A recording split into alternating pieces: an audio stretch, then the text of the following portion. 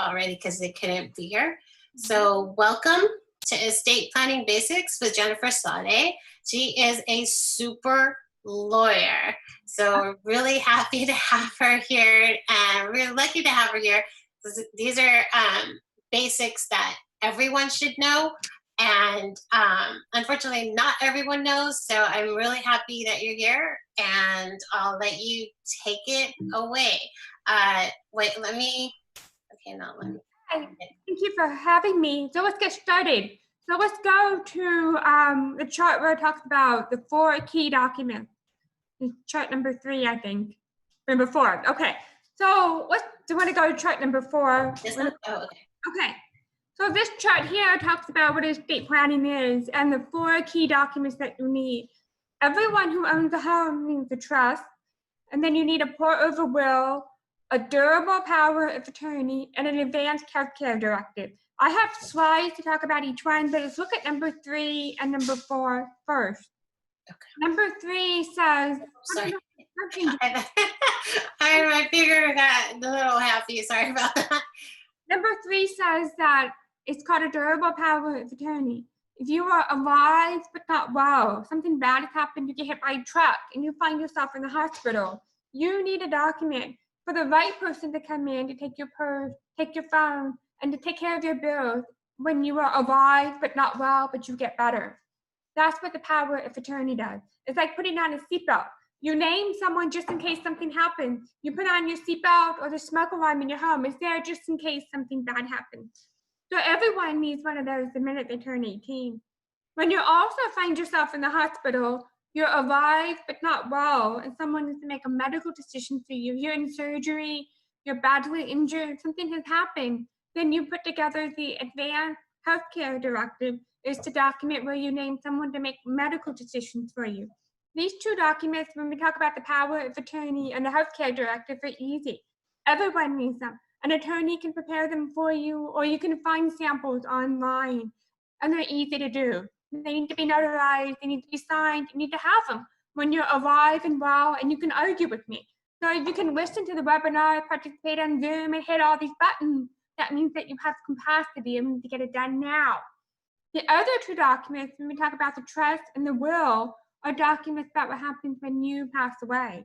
So in California, when you have your home, you cannot put a beneficiary or put a sticky on your front door that says, knock, knock, if I passed away, I want my home to go to my children or to my spouse or to my mother.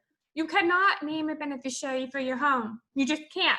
You can own a home jointly with another person.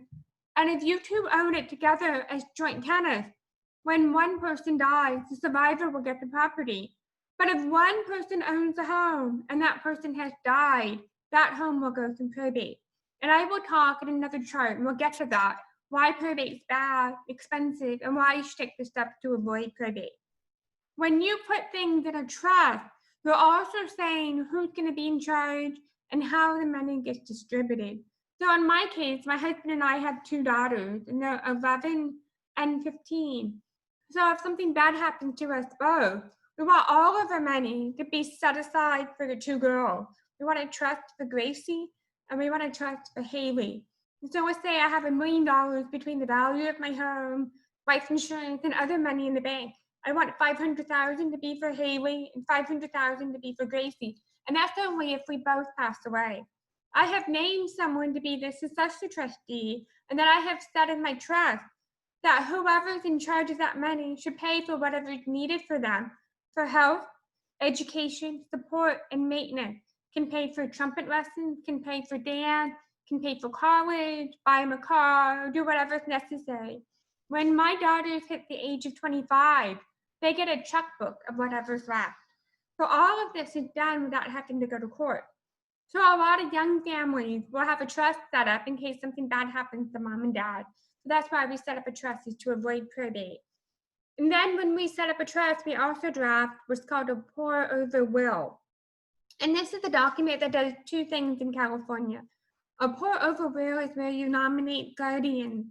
So if you have a young child and both mom and dad have passed, you get to name in the will who should have custody over the child. You get to name favorite grandma an aunt, an uncle, your neighbor, best friend. You get to write down, if you're gone, where that kid should sleep at night and where they should go. You get to name guardian.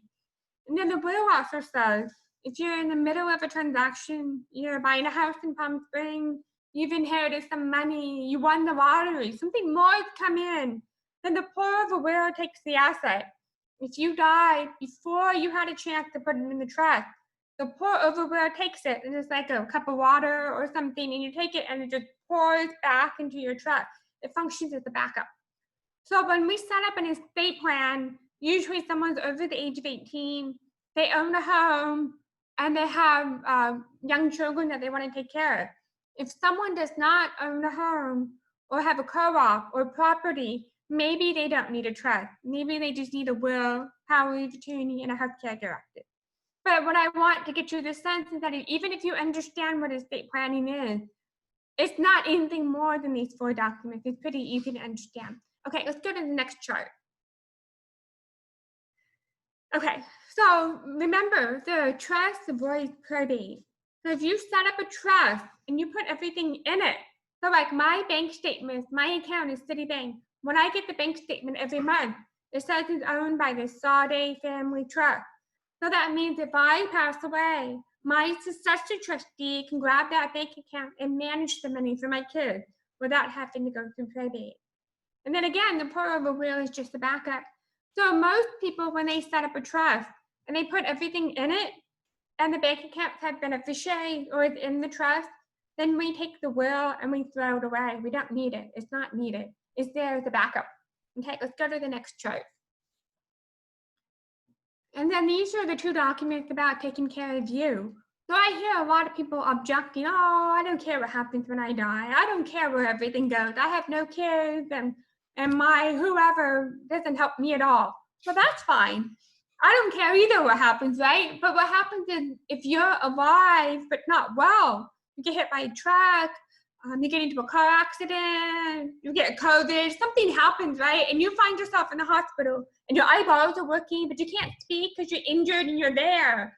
You need a power of attorney and a healthcare directive to name the right person to make financial and medical decisions. Because I'll tell you what, when you're laying there in the hospital bed and the wrong person walks in and you can't speak, your eyeballs are working, but you're intubated and you're like, holy crap, no. You prepare these documents to name the right person, right?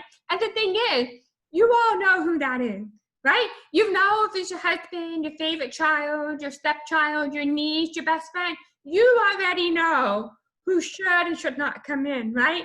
Then we just put it in writing. Then we just do the power of attorney and healthcare directive. So these are easy. So when couples aren't ready to do the estate planning, or they're young, they're 20, and they're not there in terms of buying a house or having a lot of money, I get it. Maybe we'll just start with these documents. Okay, so when we talk about estate planning, my fee for doing just these 2 documents is $450. If you needed these documents along with the will, it's $750. If you need everything, including a trust, and you only own 1 home, my fee for that work is $1,500. Now, some couples pay a little more because they may have more property, or they may have complexity, or they may have a lot of high net worth, maybe worth 5, 10, or 11 million. They may pay a little more, and a little more would be in the $2,500 to $3,500 range. I want you to put in your idea that most of my clients pay $1,500 to get everything done, and it's a flat fee. So get a sense of this stuff. That's my price today for 2020. It can go up, but get a sense that I've been charging that price for quite a few years now, to understand the value of what that price buys you, okay? So let's go to the next chart. So when we talk about estate planning and we talk about why you should do it, it's when you do it when you're alive and well and you're listening to the webinar and you're on Zoom and you're sitting at home and life is good. You're just paying the normal fee, you're being prepared, and no one is upset that you've done the work, right? Well, when you're seriously ill, you call me, and I had this happen about a month ago on a Friday when they said my sister's going home, she's on hospice, she's in her late 80s, and she's about to pass. We need a trust to avoid probate. Well, at that point in the pandemic, I couldn't go to her house. We had to hire a mobile notary, and she paid a lot of money to get the trust done. But it was worth it for her because she died that Monday. So we were able to rush and get it done, but they wanted to pay a rush fee. So when it wasn't a pandemic, my notary and I, we would have to go to the hospital and see you. And when I see the men that are alive and not well, and they find themselves in the hospital, you know what they are? They're pissed off. They see me, they're uncomfortable, they're embarrassed, and they're mad. They're mad that their time has come and life is coming and they need help with everything. So at that point, and I'm not a doctor, right? I didn't go to medical school, so I don't want to see you. I hate all that stuff in there. You're in the hospital and I've got to see the snow and see all the medical stuff and all this. Well, you're going to pay a boatload of money. So you're not doing anybody a favor because we're all uncomfortable. So you have to do it when you're young, when you're running around, don't have time, and you think, why am I going to pay $1,500 when I get my floors redone? Well, this is the reason, okay? So let's talk about you pass. And everybody's upset. You call me, we have to pay the mortgage. Your fees are about 10 times as much. So I had a call this morning before this webinar for the father who passed away. He owned a home in Carson, and the home was worth about $500,000. The fee for any attorney to handle that probate will come to about $15,000. That's a lot of money. Okay, so let's go to the next chart. So this chart here talks about why we're avoiding probate. So if you look at the fees, the attorneys get a commission. So the commission is the same as the real estate agent. So the way the commission works is that we get 4% of the first $100,000, 3% of the next 100,000, and then we get 2% thereafter. So whatever the court tells me that the home is worth when you pass away. So if you have a home that's worth $500,000, the home in Carson, it's a small house in Lakewood, or it's a condo in Seal Beach, the home is worth $500,000. If you look here, it says that the attorney fee and the fee for the person serving as the executor is $26,000. That means my firm gets $13,000, and then whoever's doing the work as the administrator or the executor also gets the same fee that I get, which is $13,000. This fee is paid at the end, and it's something that the court orders the attorney to be paid. All the attorneys get paid the same amount.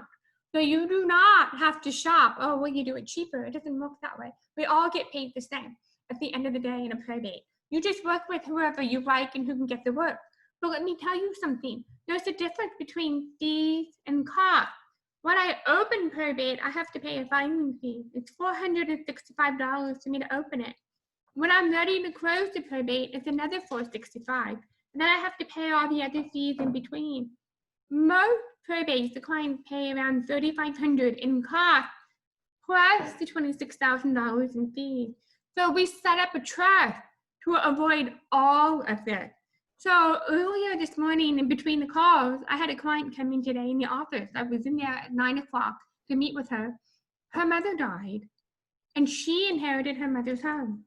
So she gave me the death certificate for mom, and I prepared a deed to take the property out of mom's trust, and I put it in the daughter's name. And then the daughter set up a trust. So we did all that in my office, and I think I charged $1,500 for everything. So at this point, in that case, the mom walked away with a new trust. She received her mother's house, and she avoided all of these things. Now, in the pandemic, my courts are all closed. There is no more LA or Orange County probate courts right now. They have been closed since March 19th. We are starting to get reopened dates, but in the between time, all the hearings that I've had, most of them have been continued to the fall, and the hearings that I've had in Orange County have been continued to 2021. So most probates take about a year from start to finish. So when you set up a trust and you put everything in it, you're avoiding all of this, okay? So this is a nightmare, it's a lot of work.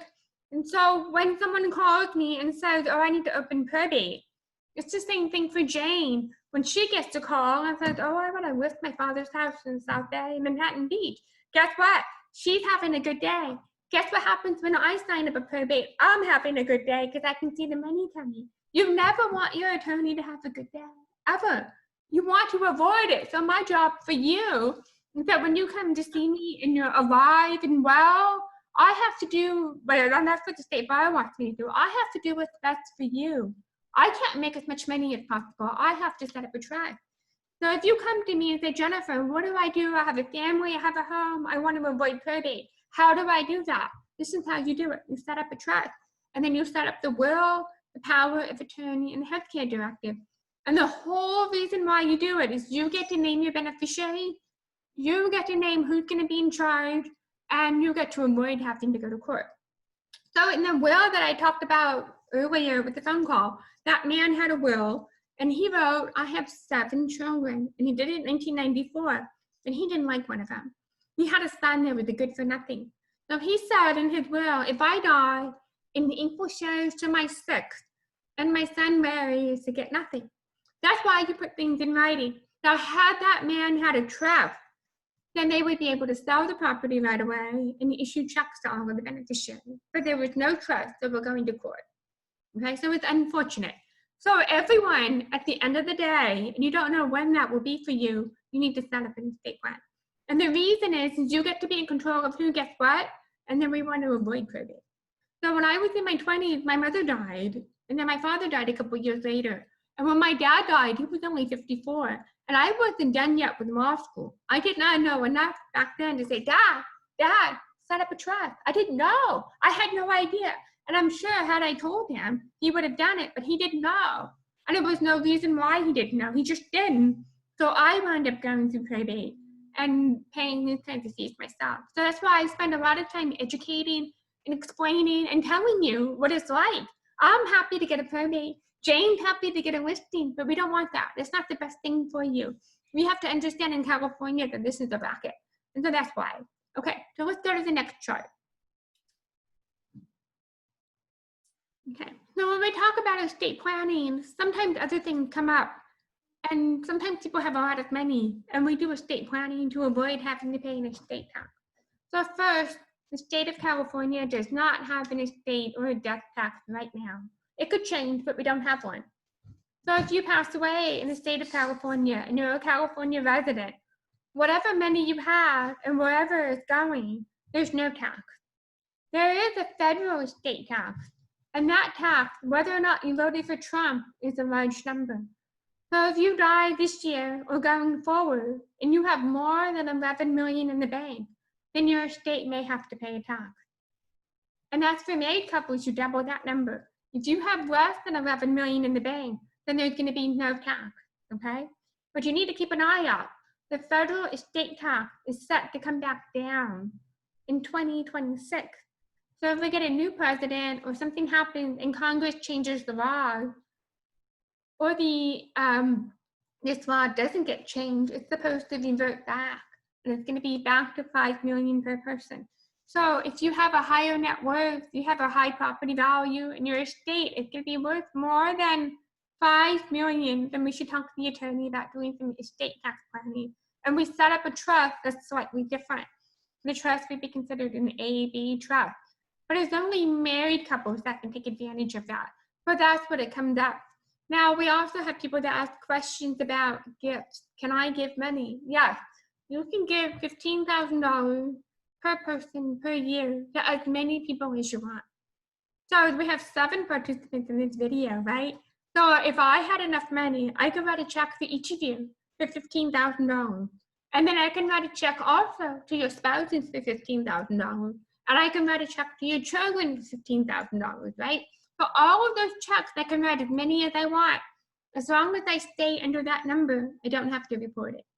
So let's say that now that I'm giving you $100,000 to buy a house. I'm going to help you buy a down payment on a home.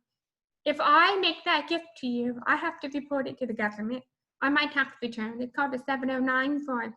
But that gift is not taxed. All it does is it reduces my number at the end of the day.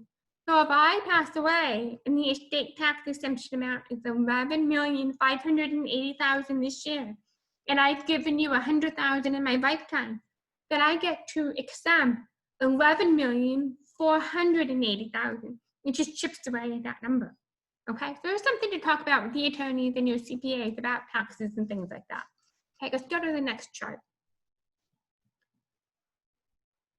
So when we talk about setting up a trust, people have questions all the time. How do I know what to put in it? So what we want is for everything that you have to have a place to go. Okay? So let's say you have $100,000 in the bank. I want that bank account to have a place to go. So I want you to call your bank and say, do I have a beneficiary? Is the account in my trust? I never want you to have money in the bank with nowhere to go, because that causes a problem. Things that we put in your trust typically include these items. Includes your home, if you have a rental property, if you have commercial property, and then we put in financial accounts, checking, savings, CDs, securities, stocks, and bonds. And then if you have a corporation, so if you're running a real estate brokerage or an LLC, you have a partnership, then we want to connect them to the trust so that if you passed away, we're not in probate for those things. And then some people have oil and gas, mineral rights, and sometimes you have other money coming. You've lent money to someone else, or you have a promissory note. You might have a royalty, or you might have money coming from another trust, right? So all those things can be part of your trust. Retirement accounts typically are usually not part of your trust. We like them to have beneficiaries. So anything tied to work, retirement, your traditional or Roth IRA, if you're married, I want each of you to name each other, and then I want your backup beneficiary, usually to be your children. We can make the trust your beneficiary for these accounts, so we have to talk about that and go over it with you and make sure that you understand what's best for you. And then now we have people, especially younger people, having cryptocurrency, and they have money online, Venmo, PayPal, and things like that. So it's interesting. You have to talk about wherever you have money, we need to make sure that all of that all has the place to go. Okay, so let's go to the next chart. Okay. So when I talk about taking your house, so I live in Long Beach. So when you pull title to my house in Long Beach, it says it's owned by the Donald and Jennifer Sawday as trustees of the Sawday Family Trust, dated June 14th, 2004. So if I buy another property, we'll say I buy a house in Palm Springs, the vacation home, and the escrow person says, Jennifer, how do you want to take title? I have to put my hand up, and I have to say my trust. They say, oh, okay, what's the name of the trust? Show me a copy, and I provide it, and it'll wind up in my trust. You have to do the same thing for your bank account.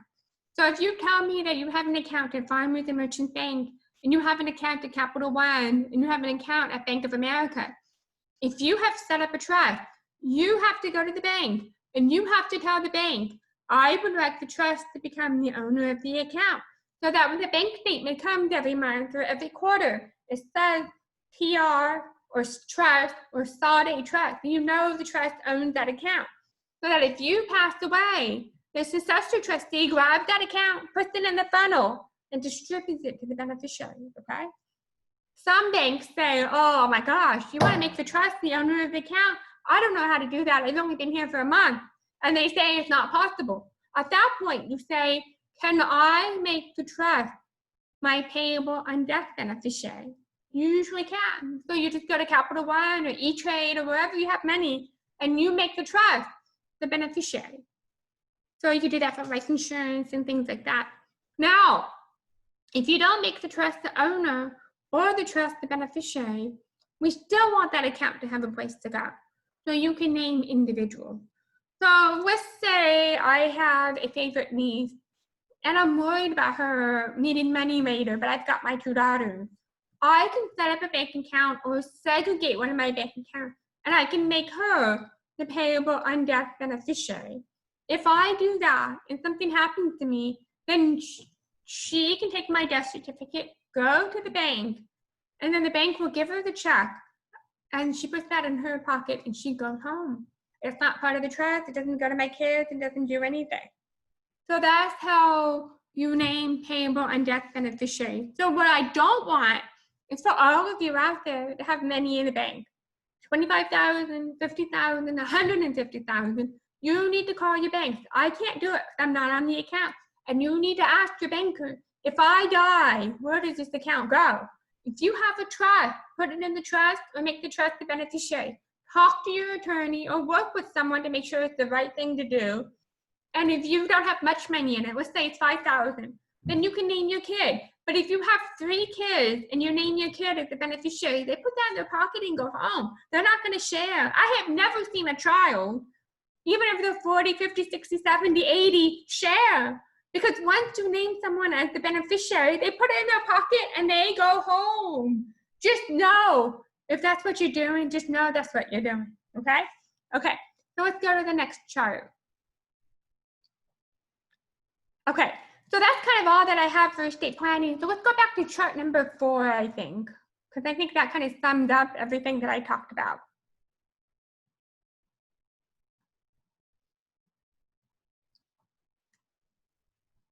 Yeah, so when we talk about estate planning, I'm talking about getting this stuff done, getting a trust, and then we draft a Schedule A. That Schedule A is where you indicate where your money is. Citibank, Capital One, Partner Credit Union, we put it on the schedule. Because if you pass away, your successor trustee, they need to know where to go. That schedule is the roadmap. They just look at it and go, oh yeah, I gotta go here, and they go. That schedule does not put stuff in the trust for you. It's just an index or the roadmap. It just tells your trustee where to go.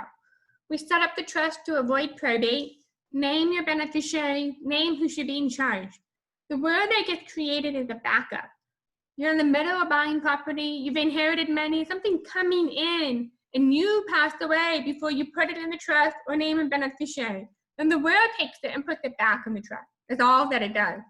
And then the power of attorney says, I'm alive, but not well. Something has happened to me. I have Alzheimer's, dementia. I've got hit by a truck. Something bad has happened. Then in the power of attorney, you get to name who's going to help you. And then the same for the healthcare directive, who's going to be making medical decisions. So this is all the stuff that we need for estate planning. That's okay. So I just want you to get a sense, don't be afraid of it. It's not that hard. And if you have a lot of money and a higher net worth, you still need it. This is basic foundational estate planning. Everyone needs it. And if you have just a home, then you just need this and nothing more. But if you've got more, we can talk about the options. So I'm located in Long Beach. I'm over by the Long Beach airport. I also have an office in Irvine, and we have attorneys there in Irvine. The firm's been around since 1961, and we've been around for 60 years next year. So that's kind of cool. So if you have questions, you can email me, you can call the firm. I don't charge for the first meeting. I want to meet you. I want you to be comfortable with me. And in that first meeting, if I can help you, I will quote a fee. And that fee is usually a flat fee. And so what happens is you pay half up front. So if I say it can be $1,500, you write a check or a credit card for $750, and it takes me about a week or 2 weeks to get everything done. Once everything's ready, you come to my office, you sit with my notaries and my paralegals to go over everything, double check, and then we sign. It's pretty straightforward. So I'm open to questions. So we have a chat here and a Q&A. You're allowed to chat me questions or take my email and do whatever. I'm happy to help. Yeah, I'd like to chime in that's one of the reasons why I wanted to do the webinar, was because, like you said, your dad just didn't know. And I think it's so important for us to get the word out, because there's plenty of people that just don't know. Even me as a realtor, I'm the one educating buyers about getting their living trust set up so that they have things in order. So I do educating on it, myself. So because I want to be that realtor that, my buyers know what to do, because I have friends that have realtors that never shared about living trust for them or what probate was. And I thought, gosh, that's interesting. Your realtor never told you that. I'm like, okay, well, if you're my client, you definitely know about living trust. So that's why I think it's important to do these webinars. Because people are afraid of me. They don't want to call me. They don't want to come in. They're not afraid of you. So I have to, get you to get me on the screen so that I can tell people, look, don't be afraid of the estate planning attorney. You should be afraid if I'm going to litigate. But otherwise, yeah. But you're absolutely right. So I appreciate it. Yeah. And the other thing, too, is what I'd like to also share is that as a realtor, I'm certified probate real estate specialist. So I am familiar with the probate process, and there's an easy side of it and one that's more involved with the limited authority and court confirmation, full authority. So there's different ways of approaching it, but yeah, there's extra steps. So I guess I'm checking if there's any questions. I don't see any questions. Feel free to email either one of us. Yeah. Thank Okay. you everyone for coming. Do you have anything else you wanted to add, Jennifer? Okay. No, I'm good. I mean, this was great. This is kind of my standard pitch anyway. I don't want to do 20 charts. I just wanted to see this stuff's pretty simple. Have people call me or email Jane or whatever. We're happy to help. So thank you. All right. Thank you, everyone. Have a wonderful day.